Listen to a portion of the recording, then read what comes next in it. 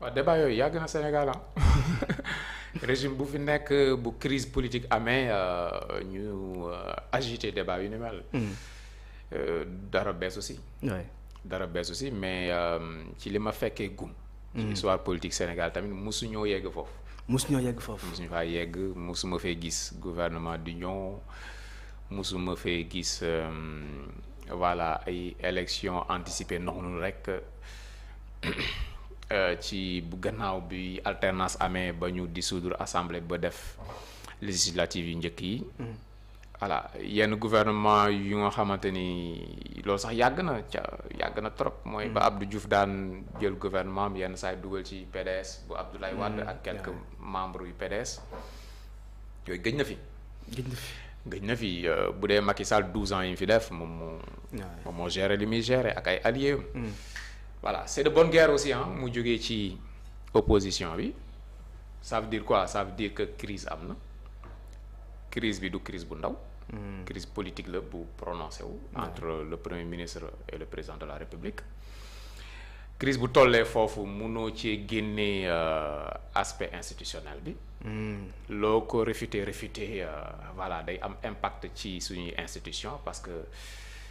ñaari figure phare yu régime bi ñoom ñoo réeroo fi mu nekk nii ñu wax ba xam dañu xaajaloo wala xaajaloo wuñ donc c'est normal que opposition bi saisir loolu au bon et voilà yenn saay mbébétam lay doon yenn saay gën a jaxase mbir mi la. waaw gën a jaxase carte gi.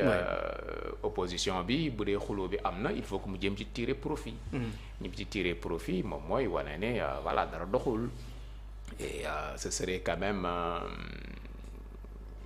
une victoire laa ko mën a tuddee wala lu am solo pour opposition bi bu ñu demoon ba clash am ci régime dina leen dina affaiblir président ci benn fànn affaiblir premier ministre ci benn fànn dinañ xaajaloo et puis dina rebattre carte yi et dina ñoom xool nuñ ci positionné wee mun ci tirer profit. donc bu ko gëm sa bopp waxee. mais mu ngi dans son rôle. mais Baye Cheikh bu ñu demee ba 2025 on ne parle que de la politique dissolution de l'Assemblée nationale président xuloo na premier ministre alors que les enjeux les urgences sont là est-ce tamit du recul. non kii la fañ nekkoon lañ nekk rek. Sénégal nii la mën a sa doxee Sénégal nii la mën a sa doxee ñi fi nekk di jiite Sénégal ba léegi ci politique bu tar bi lañ ñu jiite. Wade dafa ñëw rek commencé bis bi entre moom ak Niass. après Niass coow ñu tasaaroo ñu ne indi nañ Idi ñu ne ok enfin un vrai premier ministre. ñu daw tuuti mook Idi réeroo bi tar ba ca élection ba ca topp ba 2007. oui 2000 ba 2007. politique bu tar coow loolu la. après 2007 ok mook Macky ñu xaw a kii tuuti après moom Macky clash ba 2012. voilà 2012 bi Macky ñëwee moom def na lépp pour bañ a am numéro 2 bu koy sonal ak yooyu. donc y avait moins de tension ci côté boobu. crise politique ak yooyu non seulement fexe na ba amul numéro 2 mu assumer ko benn moment sax mu dindi poste premier ministre. beneen bi leneen li mu réussir mooy fexe na ba alliés yi mu àndal ba yegg ci nguur gi maintenir na leen. ku ci nekk mu nàkkal la lu am solo nga toog nga xamante ni yow nga bàyyi Macky Sall mii risque la. bu réel parce que li mu la jox ci nguur gi du neen. waaw judduwaat nga sa am nga ay moyens pour toogaat pour leqaliku nga toog ci wetam. donc moom loolu réussir na ko ci 12 ans yi. léegi bu dee Diomaye moom ni mu faloo déjà ki nga xamante ne moom la àndal muy Ousmane Sonko ni mu amee doole jiite partem et tout ça dafay tax day compliqué ci moom. Macky Sall ni mu téye woon carte yi yëpp Diomaye téyewu ko noonu. donc boo amee premier ministre boo xamante ne amee na ni doole amul kenn ci président yi ko amoon.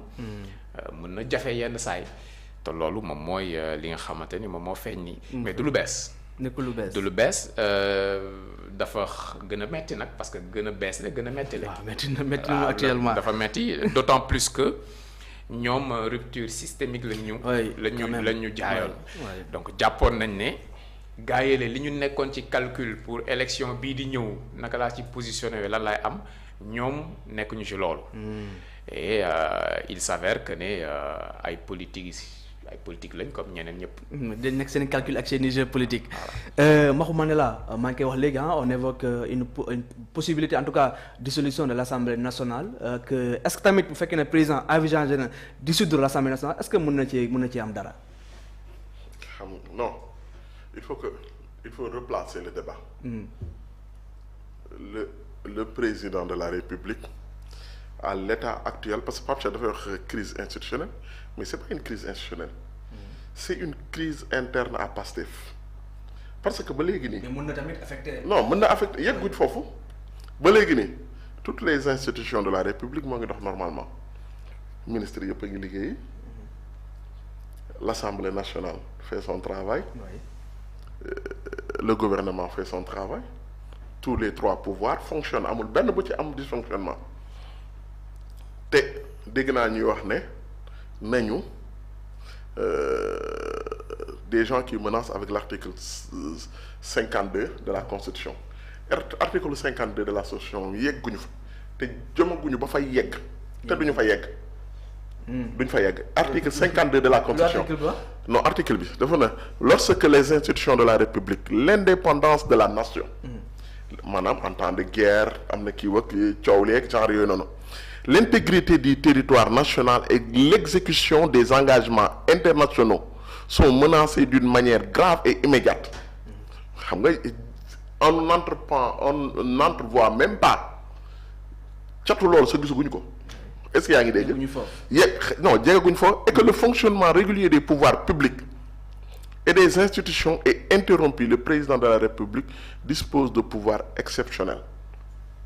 Pouvoir exceptionnel yooyu ñu lim ko xaw na gudd quoi xam nga yegguñu foofu.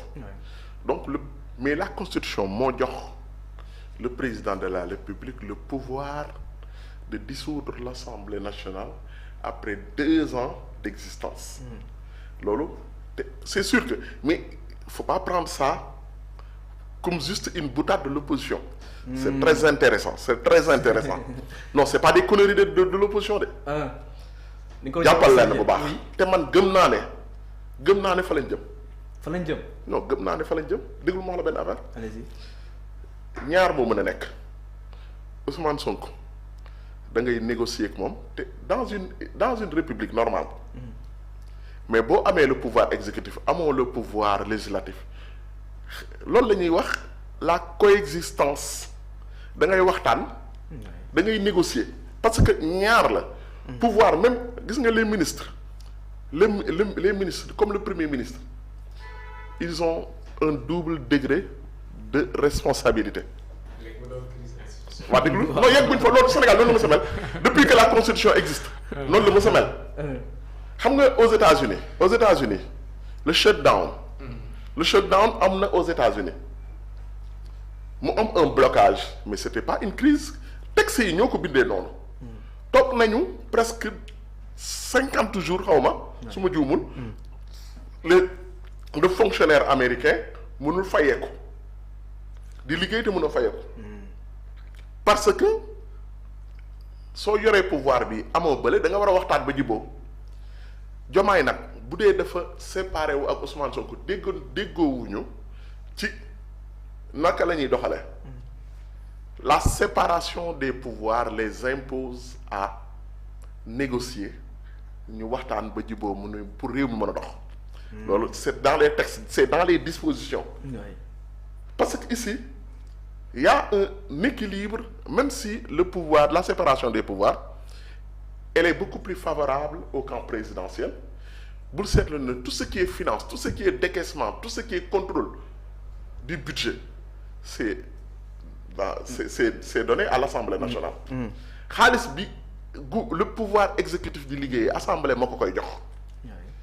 mais assemblée nationale non lépp moo koy jox mooy voter budget bi moo koy contrôler. effectivement léegi y a dafa am double degré de responsabilité le premier ministre comme les ministres sont responsables aussi bien à l'égard vis-à-vis du président de la République mais aussi vis-à-vis de l'Assemblée nationale. C'est-à-dire nu mu tuddati le gouvernement bu amul la confiance de l'Assemblée nationale mënul liggéey. waaw léegi kon ñaar ñu mënul tàqali ko dañuy ànd waxtaan ba fu ñu mën a yem. xam nga moo tax ma ne la c'est pas à exclure xam nga fan la ñu mën a yem. le 10 novembre 2026. ñu xool nu ñuy def. le 10 novembre 2026 ci la assemblée nationale bi. di am 2 ans. di am 2 ans. dinaa la poser sama. balaa boobu balaa boobu. oui bu dee bokkuñu gis-gis dañuy négocier. parce que Ousmane Sonko bu bëggee ne day bloquer réew mi yoon texte yi may na ko mu bloquer te parce que li xewoon en 1963 entre Mamadou Dia ak Senghor. du lii ay texte la c'est une application des textes mooy indi blocage.